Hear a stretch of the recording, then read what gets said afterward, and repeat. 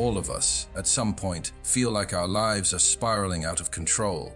It could be a lost job, a relationship ending, or just the overwhelming pace of daily life. These moments often leave us feeling helpless and overwhelmed. But what if I told you there's a way to not only endure these challenges, but to actually flourish amidst them? Today, we're going to delve into the profound wisdom of Seneca, an ancient philosopher who truly mastered the art of maintaining peace in a chaotic world. His teachings on Stoicism aren't merely philosophical ideas. They are practical strategies that have empowered leaders, thinkers, and countless individuals throughout history, and they can empower us today. By the end of this video, you'll have a toolkit of Stoic principles to help you develop mental toughness and regain control over your emotions and reactions, no matter what life sends your way. Stick with me as we explore how these ancient secrets can be applied to modern life for a calmer, more centered existence. Focus on one activity. Seneca's profound wisdom, to be everywhere is to be nowhere, highlights a crucial principle often overlooked in our modern drive to achieve more. The concept of concentrating on a single activity at a time is fundamental to Stoic philosophy and can revolutionize how we approach our daily tasks. In a world that champions the myth of multitasking, we need to pause and reassess its true effectiveness. When we try to juggle multiple tasks, our attention becomes fragmented, which can lead to more errors and a decrease in work quality. Marcus Aurelius, another revered Stoic philosopher, echoed this idea when he advised, "Concentrate every minute like a Roman, like a man on doing what's in front of you with precise and genuine seriousness, tenderly, willingly, with justice, and on freeing yourself from all other distractions." This singular focus isn't just about boosting productivity, it's about cultivating a quality of mind that prioritizes depth over breadth. Focusing on one activity allows for complete immersion in the task at hand, whether it's a professional assignment, a personal project, or a meaningful conversation. This kind of deep work fosters a greater sense of accomplishment and satisfaction. Plato might even suggest that this singular focus helps us access a higher form of beauty and truth in our work, enabling us to give our best effort and create something that resonates with the ideals of goodness and excellence. Furthermore, the psychological benefits of single tasking are considerable. It lessens the cognitive load on our brains, thereby minimizing stress and improving our decision-making abilities. Aristotle, who valued the development of virtues through consistent right action, would likely endorse this practice as a means of cultivating temperance or self-control, helping us to regulate our desire for distraction and instant gratification.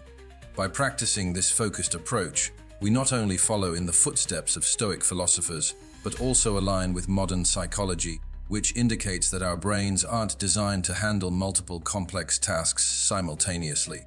The quality of our work and our lives improves when we dedicate our full attention to one thing at a time. Socrates' method of deep inquiry and dialogue, intensely focusing on a single subject, exemplifies the power of this approach. Embracing this Stoic principle doesn't just make us more productive, it makes us more thoughtful, peaceful, and balanced individuals. It's a rejection of the chaos of modern multitasking and an embrace of a more deliberate and purposeful way of being. As we adopt this practice, we may discover that not only do our results improve, but so does our overall well-being. Practice philosophy to control your impulses. Seneca's insight, "All the greatest torments are the result of an undisciplined mind," reveals a profound truth. Our unchecked impulses can be the source of immense emotional turmoil and suffering. Stoicism, which emphasizes the importance of self-control and rational thinking, offers a framework to address this challenge. Instead of suppressing our emotions, which is neither healthy nor sustainable, Stoicism teaches us to understand and manage them. The process of managing our impulses begins with self-awareness. Epictetus, another Stoic philosopher, famously declared, "No man is free who is not master of himself." This statement underscores the necessity of self-mastery for achieving true freedom and happiness. By becoming more aware of our impulses and their triggers, we are better equipped to handle them rationally. This doesn't mean denying our feelings, but understanding them deeply enough to respond in ways that align with our long-term goals and values. In the realm of philosophy, Aristotle also discussed the importance of moderating our impulses through the development of virtues. He believed that virtue lies in finding the balance between excess and deficiency, a concept known as the golden mean. For example, courage is the mean between recklessness and cowardice. Applying this to impulse control, we aim to find a balance between spontaneous reactions and complete inaction, striving for thoughtful, deliberate responses that reflect our best selves. Moreover, practicing philosophy as a guide to controlling our impulses involves cultivating rational thought as a habit. Marcus Aurelius, in his Meditations, frequently reflected on the importance of aligning thoughts with rational and virtuous principles. He wrote, "You have power over your mind, not outside events. Realize this, and you will find strength." This perspective encourages us to focus on our internal responses rather than external provocations, thereby gaining greater control over our impulses. By critically examining our impulses with the aid of philosophical wisdom, we can begin to make choices not dictated by fleeting emotions, but by careful thought and reflection. This practice not only strengthens our mental fortitude, but also helps us live more harmoniously with our values. It leads to a life where decisions are made not in the heat of the moment, but with a clear, composed mind. The Stoic approach to impulse control is about fostering an inner dialogue that constantly questions and assesses our instinctive reactions. It's about making philosophy not just a subject we study, but a way we live our lives, enabling us to rise above immediate gratifications and achieve a deeper sense of satisfaction and purpose.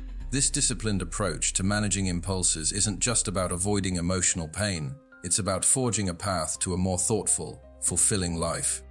Stay prepared, Seneca, ever focused on readiness, famously advised, "Rehearse them in your mind: exile, torture, war, shipwreck. All the terms of our human lot should be before our eyes."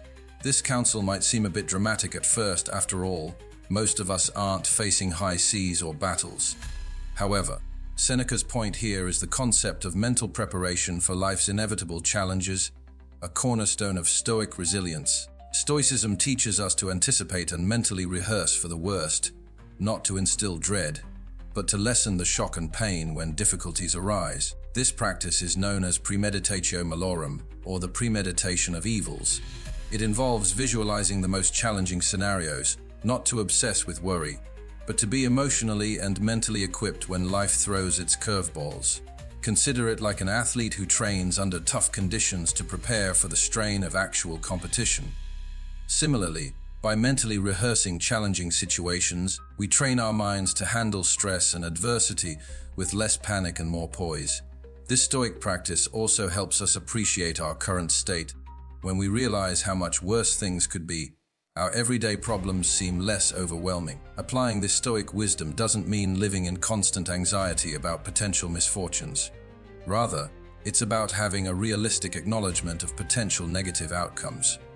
For instance, if you're concerned about job security, instead of spiraling into fear, you could proactively prepare by updating your resume, enhancing your skills, or even exploring alternative career paths. This way, if the worst does happen, you're not caught off guard and are better positioned to handle the situation. Moreover, this principle extends beyond personal crises. It's about maintaining a level of readiness for any significant changes in our lives, from financial instability to personal loss. By staying prepared, we not only shield ourselves from the initial shock, but also accelerate our recovery and adjustment periods. We become less reactive and more responsive, a subtle but powerful shift in managing life's uncertainties. Seneca's advice helps us cultivate a mindset where we're not overwhelmed by adversity, but fortified against it. This mental readiness isn't about expecting the worst, but about being prepared to deal with any situation, thereby enhancing our resilience and overall mental toughness. Through this Stoic lens, we see not just the potential for loss or hardship, but also the opportunity for growth and renewal in every challenge. Voluntarily embrace hardships. Another profound insight from Seneca is, difficulties strengthen the mind, as labor does the body. This idea lies at the heart of Stoicism and points to a practice that might initially seem counterintuitive: voluntarily embracing hardships. It's about deliberately choosing to experience discomfort, not as a form of punishment, but as a way to fortify our mental resilience and expand our capacity to handle life's inevitable challenges. Think about what it means to voluntarily embrace hardships. It's akin to an athlete who trains under harsh conditions to prepare for a competition. The athlete understands that by pushing their limits in a controlled environment, they are better prepared for the stresses of the actual event. Similarly, by choosing to face difficulties head-on, whether that's taking on a challenging project at work, speaking up in public, or even opting for a simpler lifestyle, we enhance our mental toughness and adaptability. Seneca's approach teaches us that when we intentionally step out of our comfort zones, we aren't just testing our limits, we're expanding them. For example, if public speaking fills you with dread, regularly putting yourself in situations where you must speak in front of others can transform your fear into a skill. Over time, what once seemed insurmountable becomes manageable and eventually comfortable. This stoic practice isn't about seeking suffering for its own sake, but about recognizing that growth often comes from discomfort. Embracing voluntary hardships also means resetting our comfort thresholds. In a world that often prioritizes ease, choosing the harder path can seem radical, but Stoicism invites us to rethink what true comfort is. Is it merely the absence of discomfort, or is it the presence of inner strength and peace that comes from knowing we can handle whatever comes our way? By integrating this Stoic principle into our lives, we also learn to appreciate our current circumstances more. When we know we can endure less, we can enjoy the simple pleasures of life with greater contentment. It's about building a life not on the avoidance of hardship, but on the foundation of resilience. This doesn't mean we seek out suffering, but when hardship does come, we view it as an opportunity to practice our stoic skills. In embracing voluntary hardships, we also foster a deep sense of self-efficacy. We prove to ourselves that we are capable of overcoming obstacles, which in turn builds self-confidence. Each challenge we face and overcome is a reminder that we are stronger than we might have believed. So, let's take a page from Seneca's book and challenge ourselves to step into the arena of voluntary hardship. It's there that we'll find not just challenges, but the keys to a more resilient and fulfilling life. Avoid self-victimization. Seneca wisely observed, "We suffer more often in imagination than in reality." This statement is a stark reminder that our interpretation of events, rather than the events themselves, frequently causes our greatest suffering. It's easy to fall into the trap of believing we are victims of our circumstances, leading to a mindset where everything seems to happen to us, rather than for us or with us. Stoicism teaches us the crucial importance of perception. How we choose to see and interpret life's challenges significantly impacts our experience of them. If we view ourselves as passive victims, we surrender our agency and power. However, if we view challenges as opportunities to grow and learn, we maintain control over our responses and are more likely to approach life proactively. Consider a common scenario. Perhaps you didn't get a promotion at work, and your initial reaction is to feel sidelined or discriminated against. While these feelings are valid, Stoicism invites us to critically examine our reactions.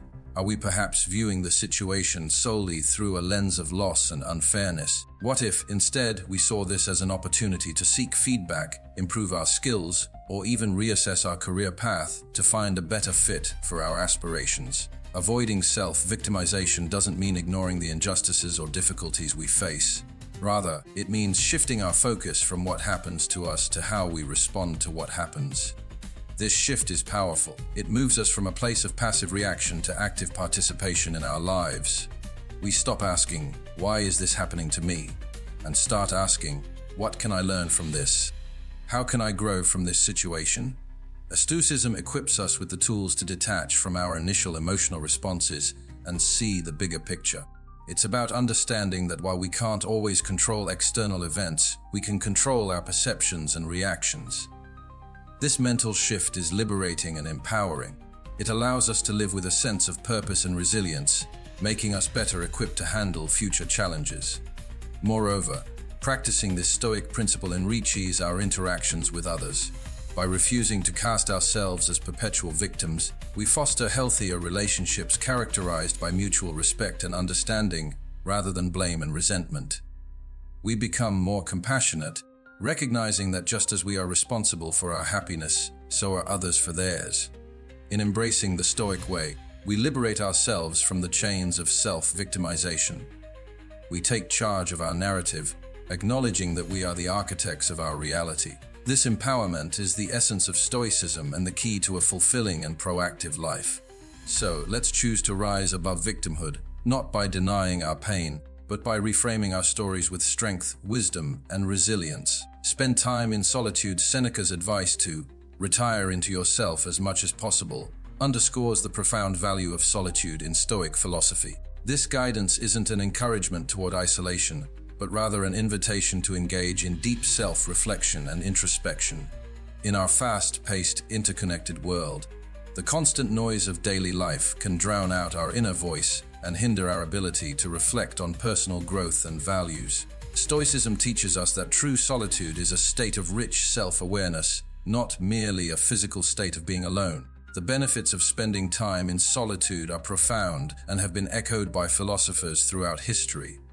Marcus Aurelius, another Stoic, frequently wrote about the importance of introspection in his personal writings. He believed that understanding oneself is essential to living a life of virtue and purpose. Nowhere can man find a quieter or more untroubled retreat than in his own soul. This highlights the idea that solitude provides a sanctuary where one can escape the demands of the external world and focus on internal development. Furthermore, the practice of solitude allows us to explore our thoughts and emotions without distraction. It gives us the space to process our experiences and to align our actions with our principles. By regularly engaging in this practice, we cultivate a deeper understanding of who we are and what we truly want from life. This alignment is crucial for living authentically and achieving personal fulfillment. Aristotle also touched on the importance of self-reflection for achieving eudaimonia, or flourishing. He believed that self-knowledge was essential for developing virtues and living in accordance with reason. In solitude, we can critically assess our lives and make adjustments that reflect our true values and aspirations. The Stoic practice of solitude also encourages us to develop resilience. Epictetus emphasized the need for personal reflection to fortify the mind against adversity. He advised individuals to use solitude as a tool to strengthen their character and mental endurance, preparing them for the inevitable challenges of life. He asserted, "It is in your power to withdraw yourself whenever you desire. Perfect tranquility within consists in the good ordering of the mind, the realm of your own." Moreover, spending time alone helps us appreciate our relationships and social interactions more fully. When we return from periods of solitude, we often find that we have more to offer others, whether it's greater empathy, patience, or clarity. This not only enriches our personal relationships, but also enhances our contributions to our communities. The Stoic practice of seeking solitude is not about escaping life, but about deepening our engagement with it. By retiring into ourselves, we gain the clarity needed to act more thoughtfully in the world. Seneca, Marcus Aurelius, and Epictetus all provide us with a roadmap for using solitude not as a retreat from life, but as a tool to live more fully and meaningfully. As we wrap up today's discussion, it's clear that the teachings of Stoicism aren't just abstract theories confined to ancient texts. They offer practical strategies that can be applied to our daily lives, empowering us to lead more thoughtful, resilient, and purposeful lives. Stoicism teaches us the value of focus, the power of self-control, the importance of preparedness, the strength found in embracing hardships, the liberation that comes from avoiding self-victimization, and the clarity that solitude can bring. Each of these principles challenges us to turn inward and refine our characters, to confront our lives with both honesty and courage. Remember, Stoicism doesn't promise an easy life. Rather, it offers us the tools to deal with life's challenges more effectively. It encourages us to see every obstacle as an opportunity to practice virtue, and every hardship as a chance to test our resilience. By applying these Stoic practices, we're not just surviving, we're thriving, cultivating a life of peace and fulfillment from within. In the spirit of Stoicism, let's continue to explore how we can apply these ancient wisdoms to navigate the complexities of modern life. Let's strive to be better than we were yesterday, to live with intention and virtue. If you're interested in continuing this journey, check out one of the videos on your screen now. They're designed to help you dive deeper into the practical applications of Stoicism in everyday life. Thank you for spending your time with us here at Stoic Journal. We're grateful for your curiosity and your eagerness to grow alongside us. Remember, the path to wisdom is long and challenging, but every step you take is a step towards a more meaningful life. So keep walking bravely.